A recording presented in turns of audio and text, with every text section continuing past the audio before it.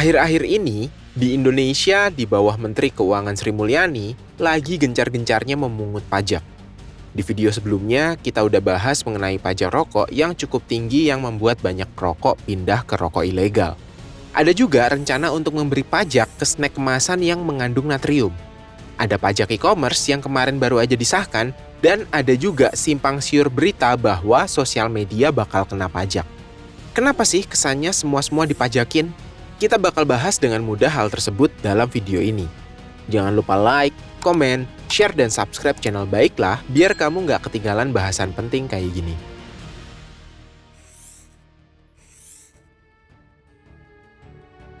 Pernah nggak kamu ngerasa di Indonesia semuanya makin mahal? Bisa jadi salah satu alasannya karena PPN di Indonesia saat ini sebesar 12%. Dan itu jadi yang paling tinggi di antara negara-negara ASEAN.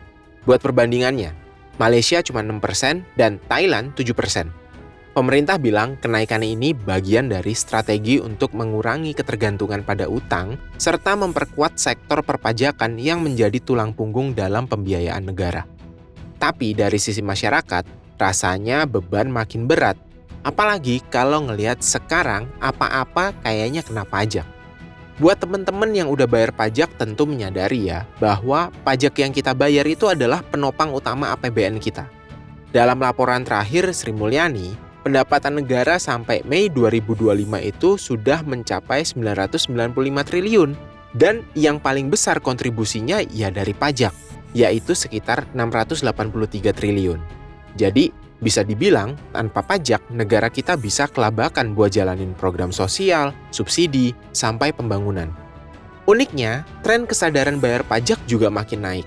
Data dari pemerintah bilang kalau sekitar 85% masyarakat udah membayar pajak. Tapi sayangnya, hal itu belum cukup buat menutup semua pengeluaran negara. Buktinya, APBN Mei 2025 tetap defisit 21 triliun. Walaupun di bulan April sempat surplus. Bahkan, di triwulan pertama, defisitnya sampai tembus 104 triliun. Artinya, pendapatan negara belum seimbang sama belanjanya. Nah, selain karena pemerintah punya target pendapatan negara melalui pajak, kondisi seringnya Indonesia berada dalam defisit APBN ini bikin pemerintah makin serius narik pajak dari berbagai sektor, termasuk yang lagi rame banget sekarang, pajak untuk pelaku e-commerce dan juga pajak sosial media. Pemerintah berusaha nyari celah di sektor-sektor ekonomi digital karena memang disitulah sekarang duit banyak berputar. Apalagi banyak pelaku bisnis yang cuannya makin gede, tapi belum tentu kontribusinya ke pajak juga sebanding. Nah, berita yang simpang siur tentang pajak sosial media ini sempat bikin orang panik karena nggak semua orang ngerti maksud dari kebijakan ini. Banyak yang mikir, wah nanti main Instagram aja kena pajak. Atau belanja online sekarang harus bayar tambahan lagi ya? Padahal sampai saat ini pun bahkan belum ada kejelasan mengenai pajak ini. Biar nggak salah paham, yuk kita bahas satu persatu apa itu pajak e-commerce dan pajak sosial media di bagian selanjutnya.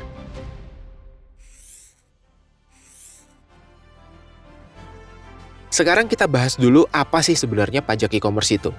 Jadi, pajak e-commerce ini adalah pajak yang dikenakan pada aktivitas jual beli barang dan jasa yang dilakukan secara digital, yaitu yang melewati marketplace seperti Shopee, Tokopedia, TikTok Shop, Blibli, Lazada, dan yang lain-lain.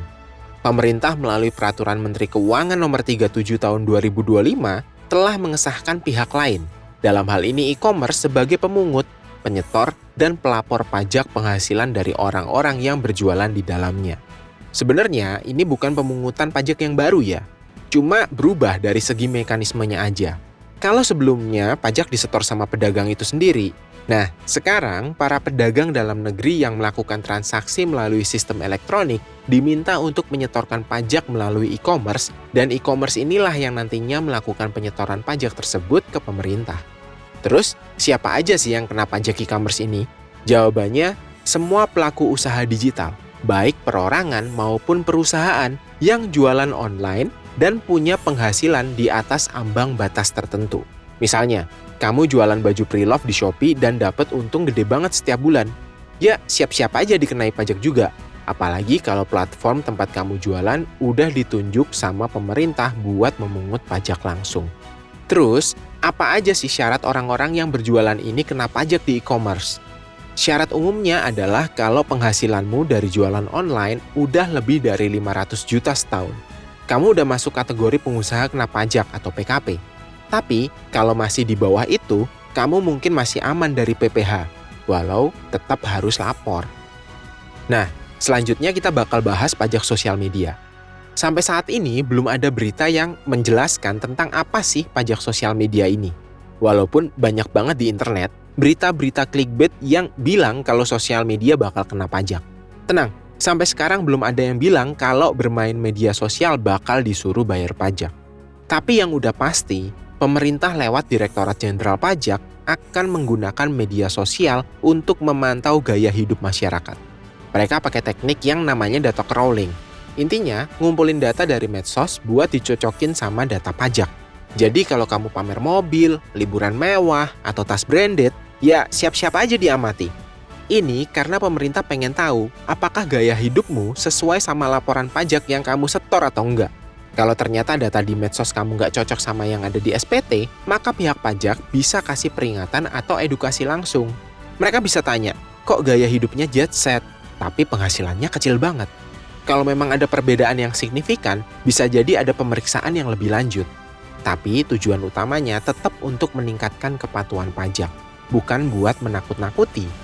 Hal ini katanya dilakuin sama pemerintah biar sistem pemungutan pajak itu tuh bersifat adil. Yang punya penghasilan besar, ya bayar pajak sesuai porsinya.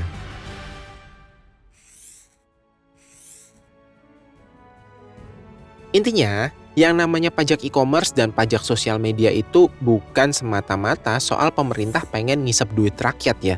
Tapi ini bagian dari penyesuaian zaman. Ekonomi kita makin digital, duit banyak muter di sana. Dan kalau pemerintah nggak ikut masuk ke dalamnya, ya mereka bakal kehilangan potensi pemasukan yang besar. Tapi ya tetap, penting banget ya buat pemerintah untuk kasih penjelasan yang jelas. Nggak cuma lempar wacana yang bikin masyarakat bingung dan panik. Soal pajak sosial media misalnya, belum ada kejelasan, tapi berita udah heboh kemana-mana. Ini yang bikin persepsi masyarakat jadi negatif duluan. Pemerintah juga perlu menyadari bahwa masih ada beberapa orang yang malas membayar pajak karena pemerintah dirasa kurang transparan mengenai penggunaan uang pajak yang disetorkan. Banyak daerah yang jalanannya masih bolong-bolong, public space yang kurang memadai, dan lain-lain. Akhir kata, semoga video ini membantu kamu ngerti konteks besar di balik pajak-pajak yang makin sering kita dengar belakangan ini. Kalau kamu ngerasa informasi ini bermanfaat, jangan lupa buat like, share, dan subscribe channel Baiklah biar kamu nggak ketinggalan pembahasan lain yang juga penting buat hidup kita sehari-hari. Pajak mungkin kelihatan ribet, tapi kalau dijelasin pelan-pelan, siapa tahu jadi masuk akal.